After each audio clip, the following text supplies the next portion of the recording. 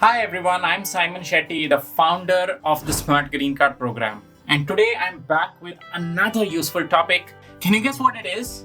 Well, the topic I'm going to clarify for you is what happens if the EB1A application gets denied. A lot of people keep asking me this question, so I thought it's very apt to make a video here. So I know that the very nature of this question can be crushing. It is an important topic for everybody to understand, even if it wasn't the case when you truly put your efforts into the profile building process for the EB1A. With the Smart Green Card strategies or without, you need to keep this in mind. You need to know what happens if things go south and what are your options even. So let's dive straight in. So why does an EB1A denial even occur? The most common reason obviously is that your EB1A petition fails to establish that you are a person of extraordinary ability, and that's what the government wants to see. Now, I have constantly noted in all my videos that meeting 3 EB1A criteria out of 10, which the government says that that's the bar, will not really help you crack the EB1A. Your evidence needs to go beyond the criterias and showcase that you are the cream of the crop in your field. You have sustained national or international acclaim in the field, and you also intend to continue the work in your field of expertise, which will eventually substantially benefit the United States, and that is being proven through a substantial benefit that that field has in the US economy, or it is in the national interest of the country. So this is generally what you need to prove. So one of the things that people get confused about is if the EB1A denial is the same as an EB1A rejection. The answer is no. People often interchangeably use the word rejection and denial in their daily lives, which it makes sense at a certain level, but it is crucial to understand that they hold distinct meanings in the way USCIS issues notices. So if your EB1A petition is rejected,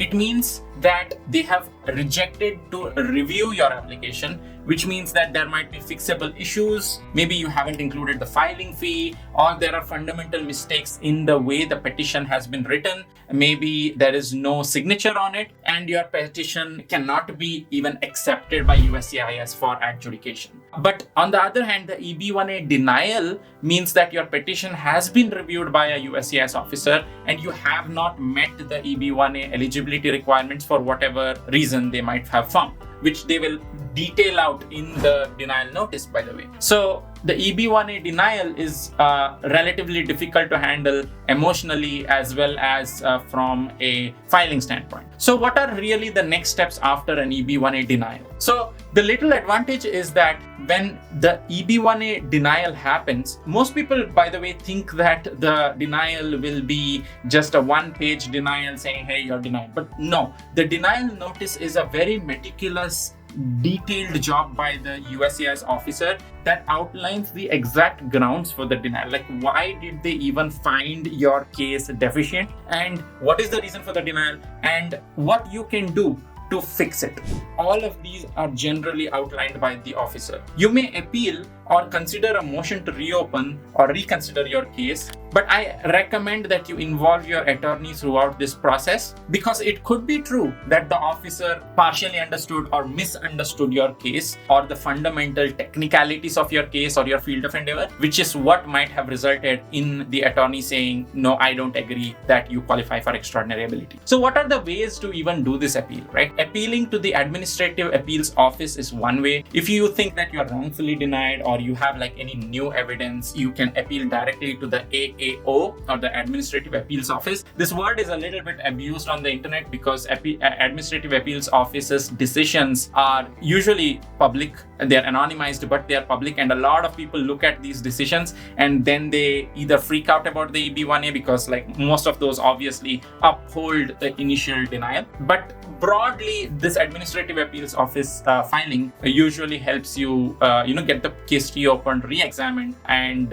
it's one more chance for you to make your case. But this may involve a lengthy process, and it could require a significant amount of legal help, which is why I highly recommend you go with your attorney. So there's another thing that you can do, which is a motion to reopen or reconsider the case. If you can file like a motion to reopen or reconsider with the USCIS Service Center that denied your case, then it requires new evidence, while the motion to reconsider is based on legal arguments. So again, attorney is who can help you the best in the course of this action to reopen your case. If you are searching for a viable option after an EB1A denial, you should consider reapplying your EB1A petition. You would not believe the number of times the officer to officer discrepancy in understanding the case itself is a reason for, let's say, an RFE or a denial. So when your case goes to another officer, case gets looked at with a whole new set of eyes with all the experience that this other officer has, and many people have reapplied by addressing the past concerns that you have already received in the denial notice by enhancing your profiles, and they have been successful.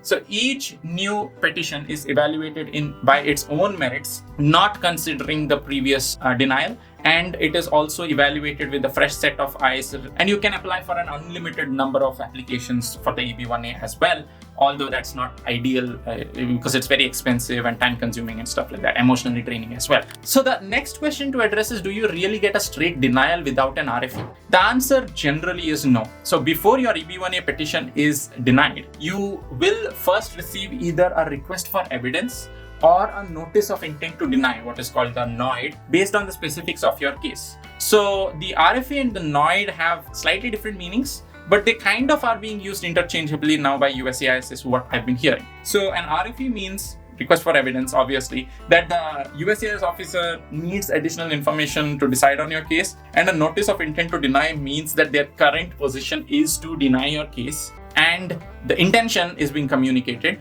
So unless you provide evidence to address the concerns raised by the USCIS officer, your case will result in a denial. Unlike with request for evidence, generally speaking, overturning the preliminary decision or intent under a NOID is relatively difficult. But that said, I have seen multiple people actually overturn a NOID because the fundamentals of the officer's evaluation in even issuing the NOID in their interpretation of the case was flawed. And this is what got expressed in the NOID, and the NOID was overturned. I've seen a lot of these happen as well. So what are your chances of success after an RFE though? It mostly depends on the reason for the RFE. The most common grounds for the RFE are that the case is insufficient for the officer to interpret the claims, or they have interpreted it in a different manner, which totally missed the point you're trying to make. The latter can be easily overturned, but the former is a little difficult to address because when addressing an RFE, you cannot introduce entirely new facts. You can introduce new evidence, obviously that's what they're looking for, but they should be in support of the facts that you have already submitted. So you can only submit documentation that supports the claim that is made in the original EB1A petition. For example, if an RFE is issued to indicate that certain press articles that you submitted do not qualify as major publications, let's say, then you can submit only the proof to support that the publication that was in question was major. You cannot go in with a new press article saying, hey, by the way, consider these two more that I've gotten. So that's what USCIS doesn't consider, because they only consider the facts submitted in your original petition itself. Otherwise, it would be like a free-for-all litmus test that people would use an RFE for, where they submit just a deficient application. And then when USCIS says, hey, these are deficient, you just submit a bunch of new facts,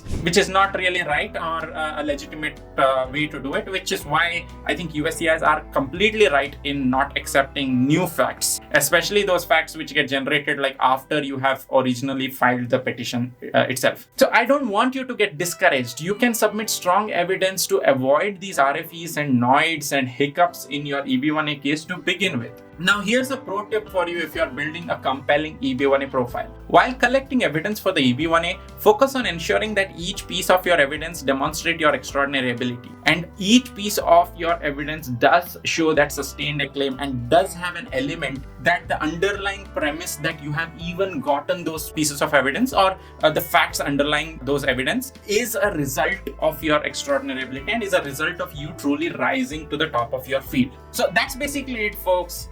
If you are struggling to gather robust evidence for your EB1A or generally lost about how you can even go through this complex EB1A profile building process, join the Smart Green Card program to efficiently showcase your extraordinary abilities for the EB1A success. Thanks for joining me today. If you found this video helpful, don't forget to like, share, and subscribe for more insights on the EB1A Green Card process, which we release in videos every single day. And we answer crucial questions that you definitely need to know if you want to eliminate decades of green card wait that you're currently going through. So until next time, this is Saiman Shetty signing off. Peace.